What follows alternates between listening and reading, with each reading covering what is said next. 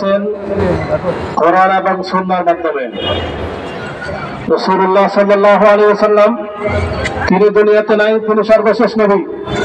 মুহাম্মদ রাসূলুল্লাহ সাল্লাল্লাহু আলাইহি ওয়াসাল্লামের পরে আর কোন নবী দুনিয়াতে আসবে না।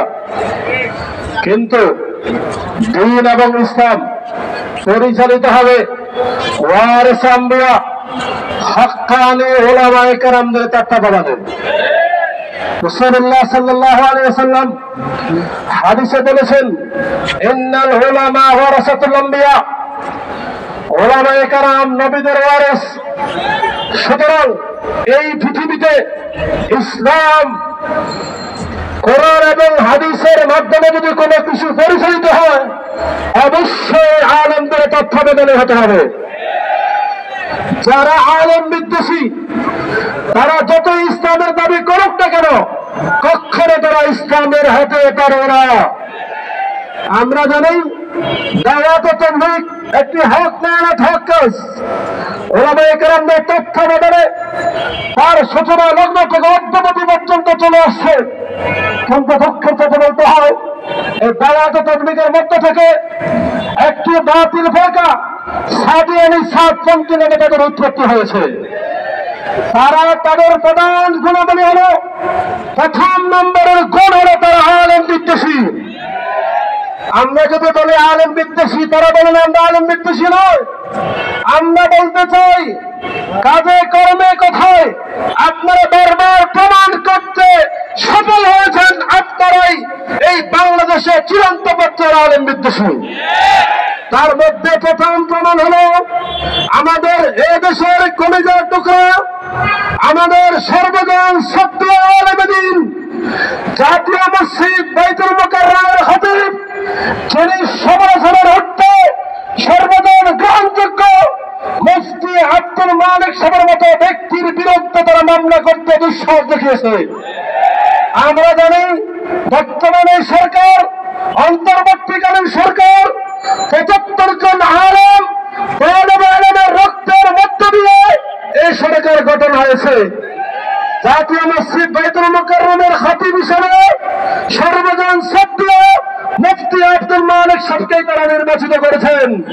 সুতরাং সরকার সহ পুরো জাতি যে ব্যক্তির উপরে আস্থা রাখেন, সেই ব্যক্তির বিরুদ্ধে তারা অবস্থান নিয়েছে।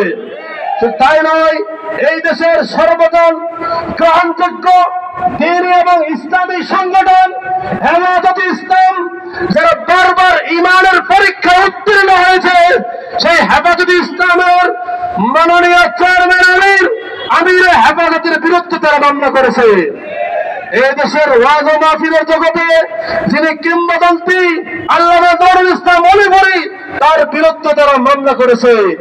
সুতরাং এই সকল মহান ব্যক্তিদের বিরুদ্ধে মামলা করা এটাই প্রমাণ করে তারা এই দেশে চূড়ান্ত পর্যায়ের আলেম বিদ্বেষী।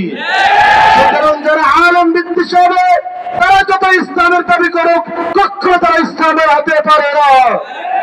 আমরা অন্তর্বর্তী সরকারকে পরিষ্কার জানিয়ে দিতে চাই, এই দেশের আলেম ওলামা নিজের জায়গা জমির ক্ষেত্রে আপোষ করতে পারে, কিন্তু ইসলামের ক্ষেত্রে কখনো তারা আপোষ করে নেই। এই দেশের আলেম ওলামা 2013 সালে ওই 7টা চত্বরে প্রমাণ করেছে, সব ক্ষেত্রে আপোষ করা যায়, ইসলামের ক্ষেত্রে আপোষ হতে পারে না, পারে না, পারে না, পারে না।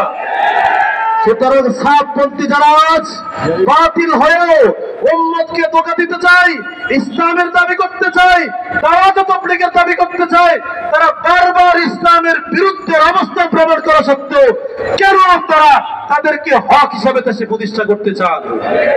ওই টঙ্গী ইস্তেমার মাঠ এটা বরাদ্দ দেওয়া হয়েছে হক্কানি আলেম ওলামাদের তত্ত্বাবধানে বিশ্ব ইস্তেমা করার জন্য, কোন বাতিলকে সেখানে করার জন্য বরাদ্দ দেওয়া হয়নি।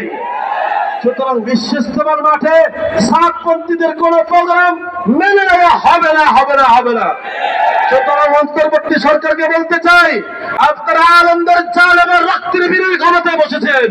সুতরাং যদি আপনারা ওই সাতপন্থীদের সাথে আপোষ করতে চান, প্রশ্রয় দিতে চান, এই দেশের আলেম সমাজ তাওহীদে জনতা কখনো মেনে নেবে না, কখনো মেনে নেবে না।